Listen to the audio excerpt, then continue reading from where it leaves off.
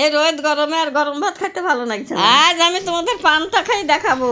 প্রথমে মাটির সারা পরিষ্কার করে ধুয়ে পান্তা ভাতগুলা নিয়ে জল দিয়ে রেখে দেবো।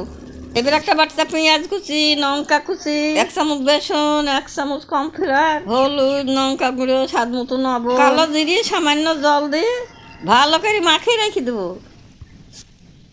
তারপরে কড়াইতে সর্ষের তেল গরম করে চিকনি লঙ্কা আর পেঁয়াজ ভালো করে ভাজে নিই।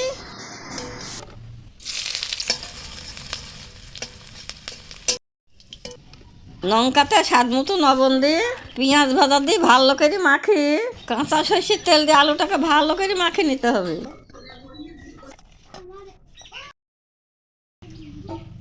তারপরে ওই তেলে কালো জিরে ফোড়ন দিয়ে কাটিয়ে রাখা আলু, স্বাদ মতো লবণ, হলুদ গুঁড়ো দিয়ে ভালো করে ভাজে নিতে হবে।